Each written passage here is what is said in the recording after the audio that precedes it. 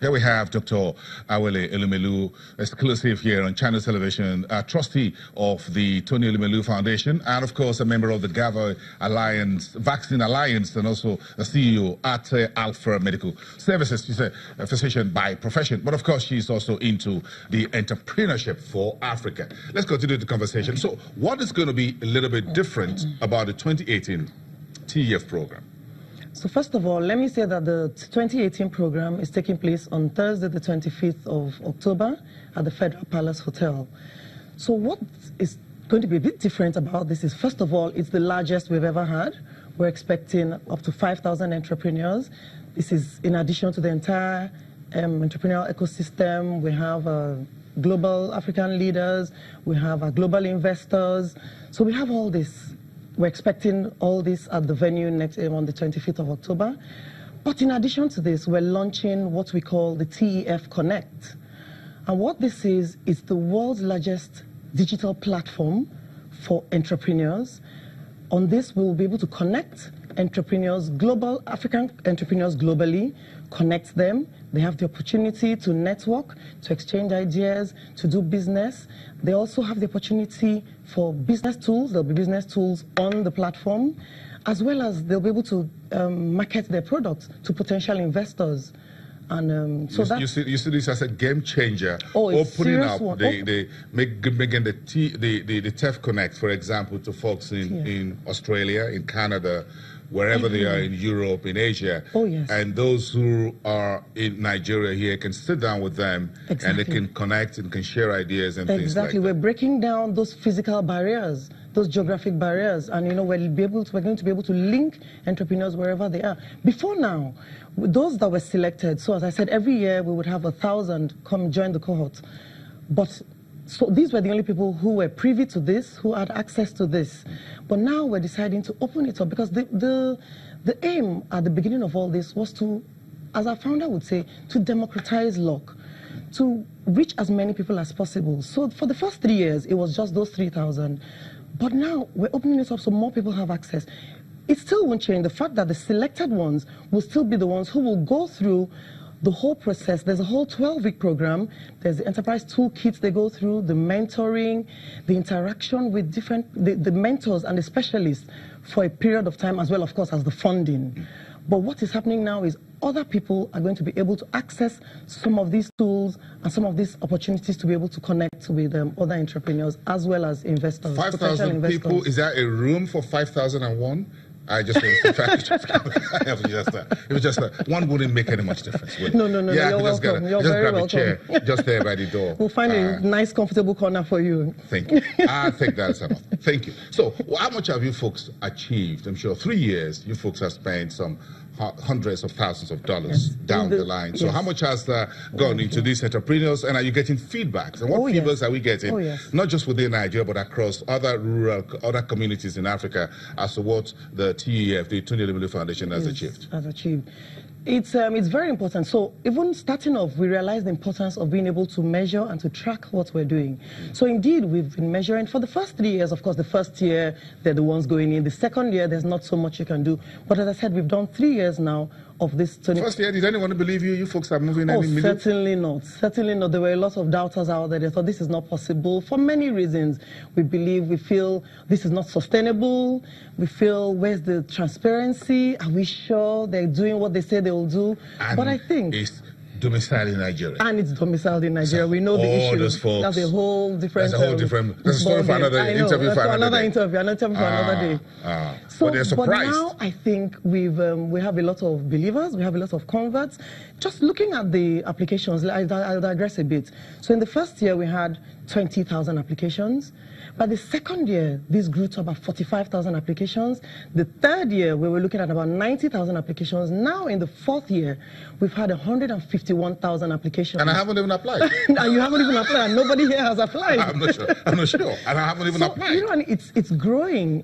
And it's by no means an easy process, because the screening you go through, we have Accenture who is there to make sure things are done as they should be done. So it's a hectic process, a rigorous process, yet you have more and more people coming in because they're beginning to see that they can trust the process. The credibility, the transparency, yes, and accountability there that you folks have in the foundation and the various subsets. But again, for those that are winners or successful, as it were, how do you track what they do on the field? Exactly. Moving so on? I digressed a bit. So we've been able to, we carried out a survey of about just under 1,500 of the, since we're looking at the 3,000 who have gone through, this is just under 50% of those who have actually gone through the whole program. So we carried out a survey of 1,400 and something people. And of this, in terms of revenue, we looked at what they were doing before the program and what they're doing now. They were doing a total of about $11,000. Million dollars. Now they're doing a total of about $57 million in revenues.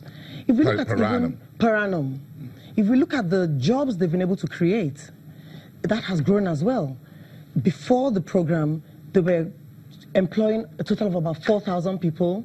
Now we looked at it after the survey, they're employing about 12,000 people. These 1,000 plus companies we were able to survey. So we're seeing that there's growth across Africa.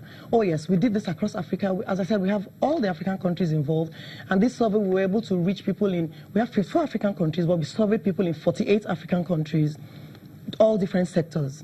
And so we're able to see that indeed the Tony Elumelu Foundation Entrepreneurship Program is having an impact. And so we're very happy. We're very happy with this. So what makes the TEF Forum unique? It's, you know, there's never been anything like this before. It's just that convening, that ability to bring together so much under one room, that opportunity for the entrepreneurs to come together, to network, as I said, to break down those barriers, because this is entrepreneurs from all countries in Africa. It's that ability to bring also the leaders.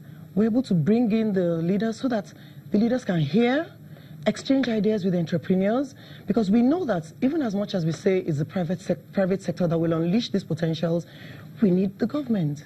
We need the government to create the enabling environment. We need the government, you know, to be able to make it easier for these entrepreneurs to thrive in their businesses. So in these fora, we have leaders. We've had previously the president of Sierra Leone.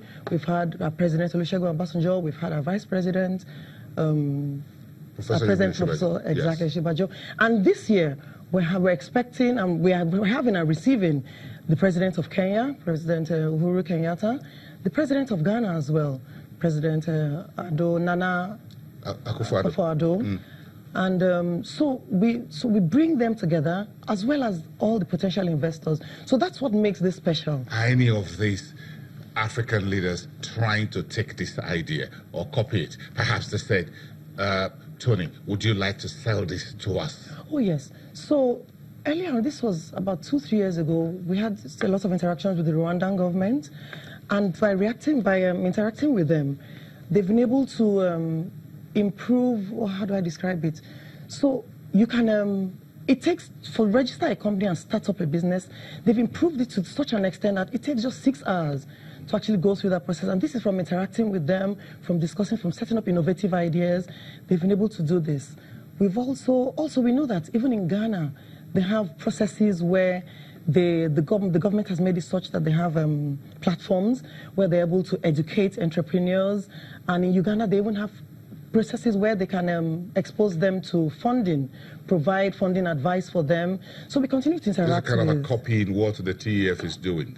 Yes, but this is also from us interacting with them, with the policymakers. Yes, exactly. In those countries. Yes, it is. It is. When I look at the footage of this forum and this entrepreneurship program, I see hundreds and thousands, and sometimes I wonder how you folks be able to put the in a Nigerian setting where organization or being organized doesn't look like a second nature. It's a major project. I wonder, how do you keep thousands of folks in one place like that successfully? I mean, I really have to commend all the staff of the foundation as well as the group.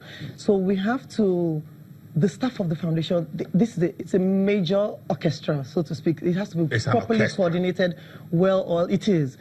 And then they bring in the foundation members, the staff, have to bring in all the members of the group. As I said, we're a big group in different sectors. So we bring in all the members of the group to help to deliver as seamlessly as possible this feat, because it is a major feat. No, it is a major feat when I see the entire program, except for FIFA World Cup and things like that, or the EPL, for example. It's almost always difficult to keep. And you have foreigners who are coming in. We haven't heard any reports of any one of them missing or whatever, any problem with any one of them. It comes easy, go easy. They come in and get their program every year. So we haven't seen that in the news. So I monitor the news. So I think the organization behind it is also something that folks outside there should understand, that being organized is also a form of success. If you're not organized, because now you're dealing with data, isn't it? Oh, yes. Put all this data together. Oh, yes. Thousands of people. Thousands of people. Thousands. We have up to 300,000 entrepreneurs in our database right now as we speak, and it's growing every day, because once we collect the data, we have a department that's just responsible for coordinating data, and of course an alumni. So we make sure we collect all this data. Everybody who applies, we make sure we collect the data. We're in touch with them. Those who have been through the system, we're in touch. It's a whole program. It takes a lot. It takes a lot of investment, both financial and even manpower. And we have to have the dedicated staff to be able to do this. So thankfully, we do have. We've been lucky. What's the future of the Tony Elumelu Foundation and the various programs? One question: are you thinking of any point in time, any one of them being spin off to be listed on a stock exchange, wherever, maybe Hazel? We're thinking about. We're thinking about a number of things, and we will. Yes, you will hear about them when we. So, at the end of 5 years, what do you think the report sheet will look like? What's the target? And I'm sure you set the target from year one. So you're looking at a 5-year program. So what do you think? Do you think at the speed of which you're going, 1, 2, 3, 4 editions, by the 5th edition, you should have met the benchmark you set for yourself? We believe we're on course. We're on course to achieving this. And as I said, the target was to, even at the end of the 10 years, have the $100 billion investment revenue generated across Africa. And in our tracking of this, we believe we're on course. By the time we do our midterm reviews, we're sure that we will see that we're actually on course to achieving this. The jobs we believe we will generate, and as well as the revenues we believe we will generate across this. I know you folks talk initially about $100 million. Will you be looking at $100 billion? Yes. Really? That's a whole lot of money. It's a lot of money. $100 billion, you're talking about a quarter of Nigeria's GDP. This is Africa. Oh, yeah, I remember. You folks, Africa. Yes, I know. $100 billion is a drop in the ocean. Exactly. Even if it's a drop in the desert. In the desert. It's a grain of sand in the desert. It's a grain of sand in Africa's desert. It's nice to have you here. But finally, back in the world of medicine. About how do you think we can ramp up on our healthcare investments in the country, on the government side, maybe on the policy side, on actions that you think we need to take a look at very quickly? So for the government, so again, it's government and it's private sector. So for the government, we believe there have been little steps in. I will actually have to appreciate what has been done so far in healthcare. So far, we know that just a few months ago, or well, I call it a few weeks ago, we had what we've been looking for, of having that 1% of basically of our GDP. Exactly. Yes. Yes, So you think we can raise that significantly? Let's take it a little at a time. We need to, because in other parts of the world, 1% is nothing. So we need to raise it, but at least let's even take what we have now. Let's put systems in place to be able to account for these monies that have been given to us in the healthcare sector. I would like to, at this point, so maybe I should talk about even the primary healthcare, because that's an area that, because of what I'm doing, I'm in touch with. So that area alone, we know that the executive secretary is doing some work there. He's trying to change things, because if we don't get the primary healthcare right, we won't get anything else right. I'm going to look at I'm going to tell my producer, we're going to look at the World Health Day, the next one. Okay. And that's the way we're going to talk about the basic healthcare. Okay. We hope you're going to be here. That's what we call booking it in advance. Okay, no problem. We have enough notice. Thank you very much. Thank you very much. Congratulations for all that you and your team are doing at the Tony Elumelu Foundation. Thank you. Let's take a break. We'll be right back.